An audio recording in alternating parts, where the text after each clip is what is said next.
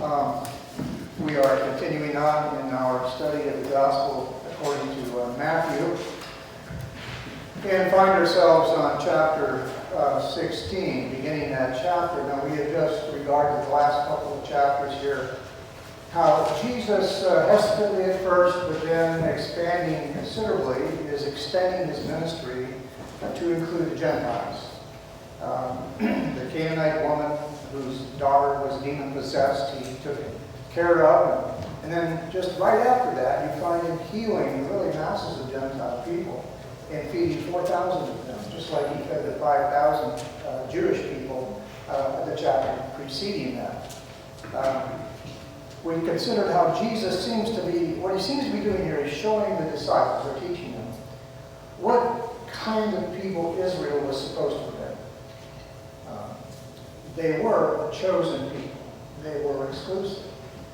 But they weren't chosen as an end to themselves. They were chosen to carry God's grace and mercy to the nations of the world. They were chosen to be a beacon of light to them, to show them what God can do with a nation of people who love him and seek to follow him. And of course, they turned that all on their head. And they became an end to themselves. They became, actually, the pagan nations became a light to them. And they intermarried with them. They worshiped their gods. And eventually, everything was turned on itself. And Jesus comes and he turns that all back right side up.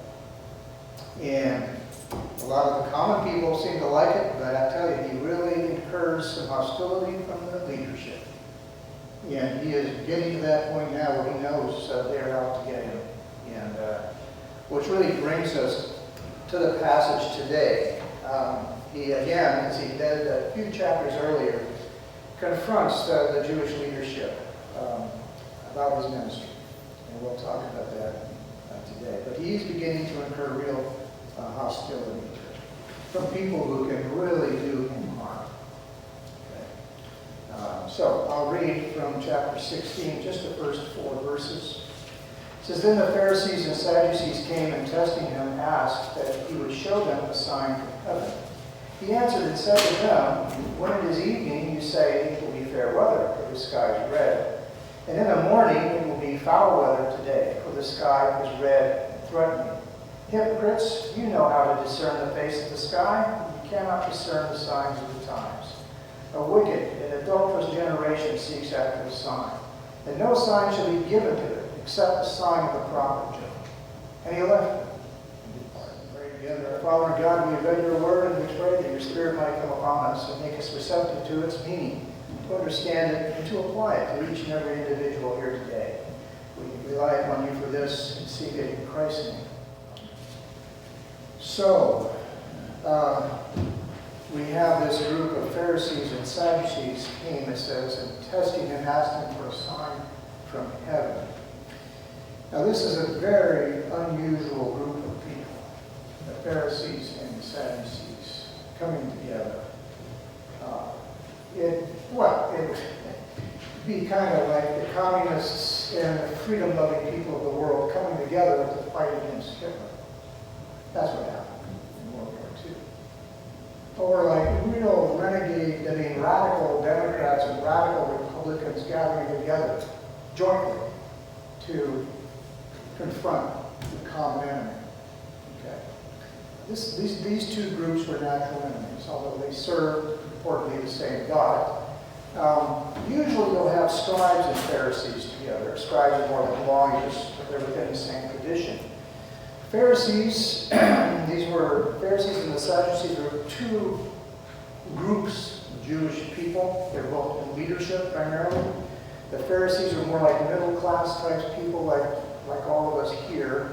They were students of the whole Old Testament. They tended to include also, they included also in that the oral traditions which had accompanied it. They did believe in the resurrection of the body, whereas the Sadducees denied the resurrection of the body. The Sadducees were aristocratic in the priestly line from the priests in the Old Testament. They had control of the temple and considered only the Torah, the first 5 books, to be legitimate as an authority. They had Roman support. So Romans compensated them. Whereas the Pharisees looked upon the Romans as an enemy, wanted to get rid of. Both were members in the Sanhedrin, which was the primary governing both civil and religious body of the Israelites at this time. Now they came to Jesus, and for a reason. Now Jesus, you got to know, he's not part of either one of these groups. I mean, this guy is a carpenter's son from Galilee. Be like any of you guys, okay? Really. I mean, it's just no particular past tradition, or anything. No particular education. And yet here you come teaching all these people about the kingdom of God, inviting them into it. Well, this is, of course, a threat to them because they have their own teaching they're interested in. And they think it's true. And they think they're serving God. So they're very much like a denominational body of people coming to investigate a particular church who's making trouble.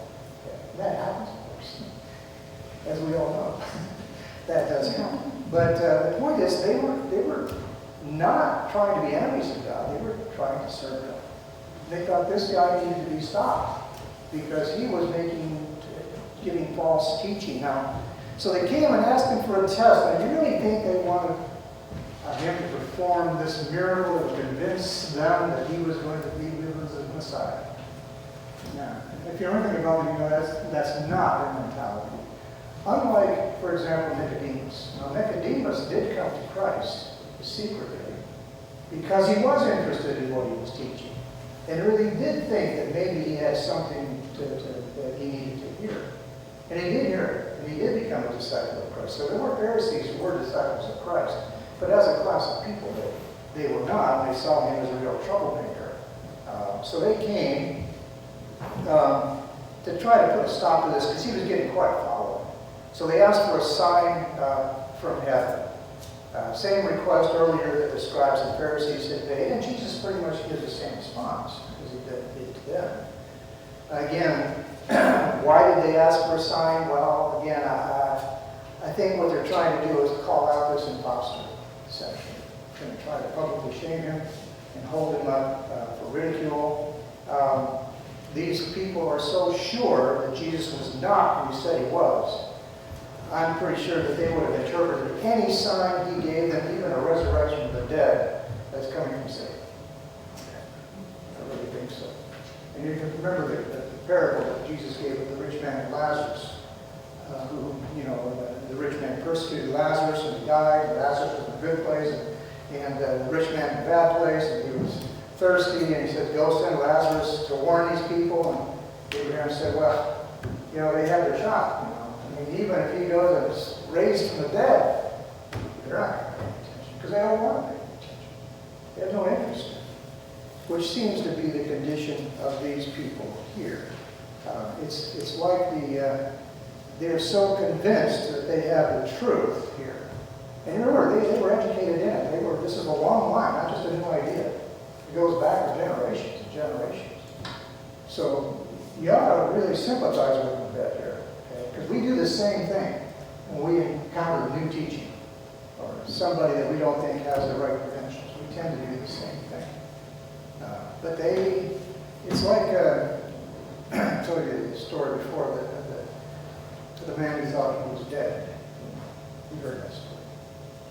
He really thought he was alive, but he thought he was dead. So they kept trying to convince him that he was alive.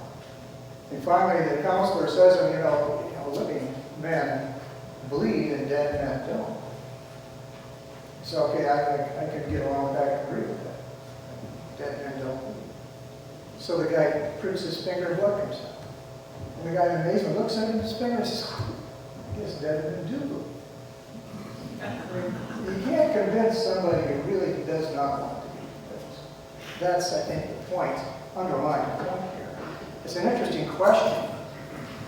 Will people in hell believe then that Jesus is who he said he was? They'll bow before him, they'll confess him because they have to. Will they really believe it? I don't know. We'll see. The Pharisees and the Sadducees here were asking for one big, outrageous defiance of the regular course course of natural events that could not be denied. Jesus refused. He simply turned around and left. Now, before he left, he of course gave this account that is missing in the earlier account. He says, when it is, you know how to discern the signs of the weather. When it is evening, you say it will be a fair weather, for the sky is red. In the morning, in the morning it will be foul weather, because the sky is red, threatening. Hypocrites, you know how to discern the face of the sky, but you cannot discern the signs of the times. It's the same sign for red, okay? And yet they were able to distinguish this and discern whether the red sky in the morning meant this and the red sky in the evening meant this. We say the same thing sometimes when there's a hot, muggy stillness before a bad storm. We've all probably felt that kind of thing. It's the same sort of an idea. The phrase is usually used with understanding the times of the future, but here it's used to discern the present.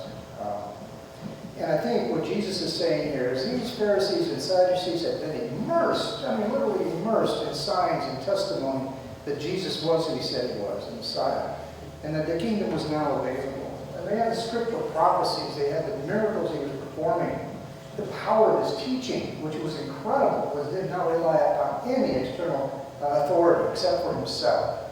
But of course, their stumbling point, their stumbling block, was that this all contradicted what they claimed to be true. They contradicted their own traditions, their own interpretations.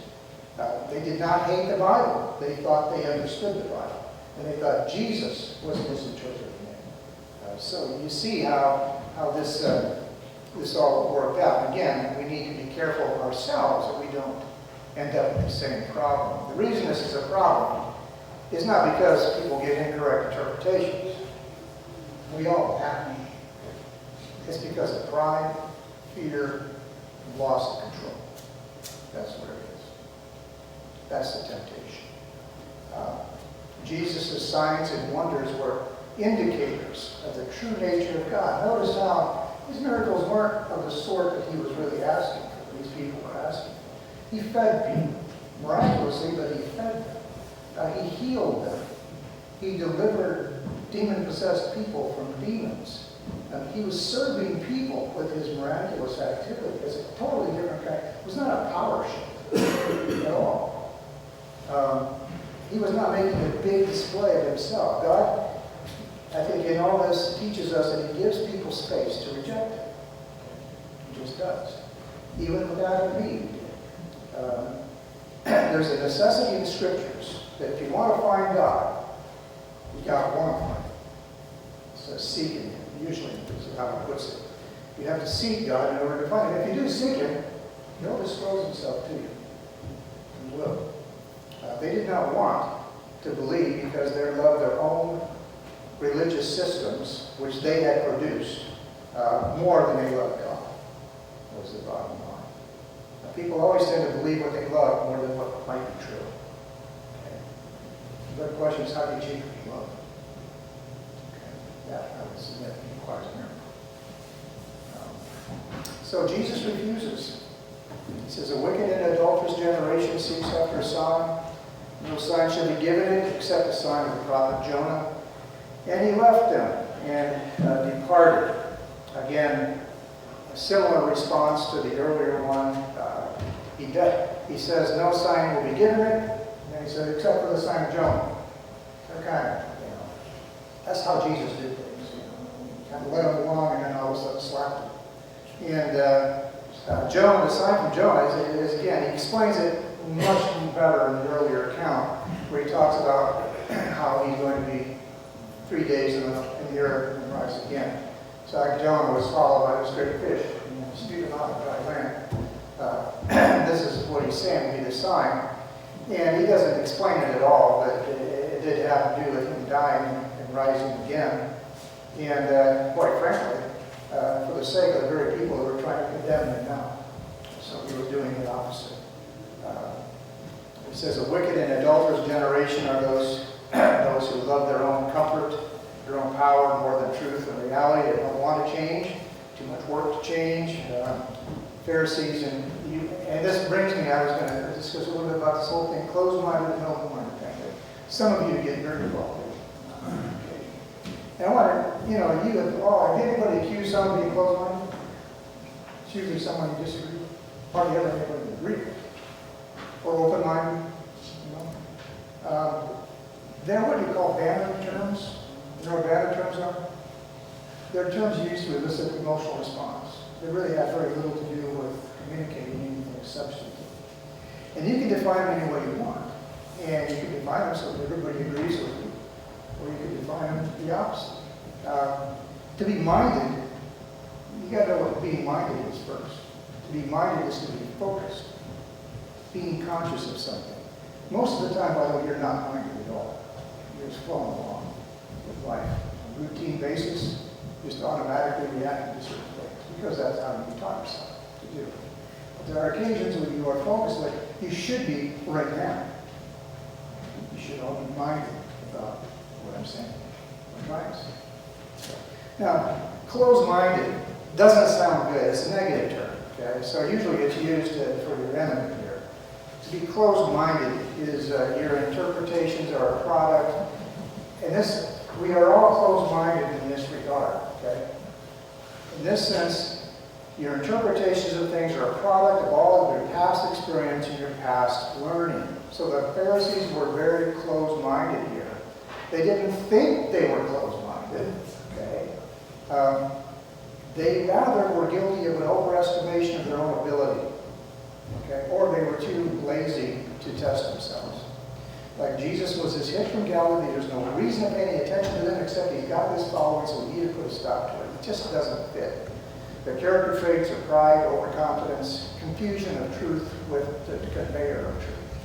So this is the bad sense of being closed-minded. We've all been there, by the way. We've all been there. Because it's hard to entertain new ideas. Okay? Especially from someone that we don't think has the necessary merit to convey those ideas. Okay? They don't have as much education as we do, or whatever. So, then there's being open-minded. Open-minded is a willingness to entertain novel interpretations against what you're perhaps confident that you already know. It's not the same thing as being empty-minded. It's a realistic assessment of your own abilities and a willingness to rework your interpretations according to newfound data. That's all it is. Character traits are humility, confidence, quite frankly. You can't be open-minded and not confident. Okay? That's why you can open the books on whether Christ rose from the dead. Okay? An open-minded person is willing to do that. Entertain all doubts, all skepticism, and answer them to the best of your ability. That's confidence. Unconfidence is where you won't entertain anything. Okay? We've all been in both places as well. You can be closed-minded and have the truth, though only as a package you're really afraid to open. You can also be open-minded and have the truth, but willing to test it against all comers, requiring supreme confidence in God. It's not the same as skepticism and not the same as doubtfulness. It's just letting God be God. And you might ask the question, is God open-minded? Well, he seems to indicate that he is. Isaiah 1:18, come, he says, now let us reason together. Is that for the sake of him finding the truth? No, it's for the sake of the person he's talking to. He's trying to communicate with. He entertains our ignorance and stupidity and stubbornness and rebellion. And if he didn't, goodness sakes, we'd all be in deep trouble. So what we should be in all of this is God-minded. Who do you want to influence your mind? What do you allow to influence your mind? If you want God to influence your mind, you must seek him. Direct your mind to the things pertaining to God. Colossians 3, if then you were raised with Christ, seek those things which are above, where Christ is, seated at the right hand of God. So then in closing, to be blessed, you must seek the blessing. To know God, you must seek him. And I'm talking about knowing him, not knowing about him here. To enter Christ's kingdom, you must want to enter it. And to know the truth, you must be willing to acknowledge that you may be wrong and be willing to test your view against reality.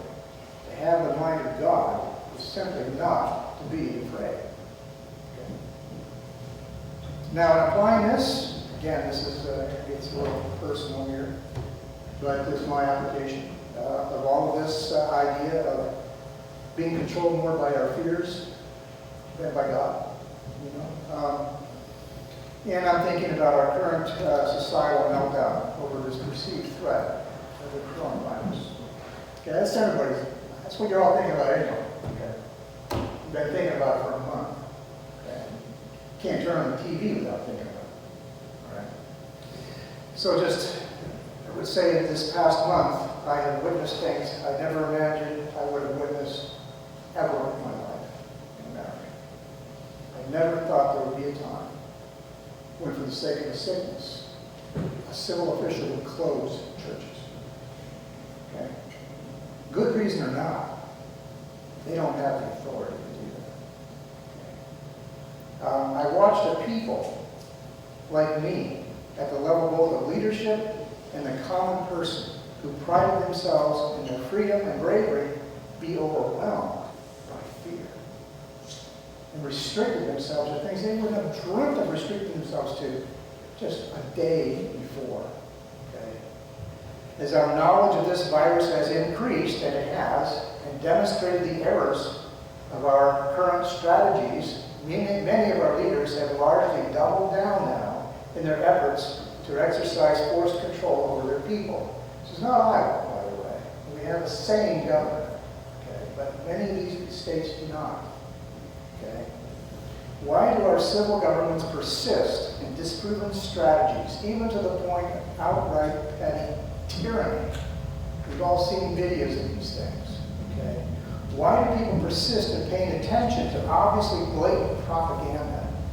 Okay, like a death toll on TV. Without a denominator is propaganda. That's all it is. You have no idea what that means.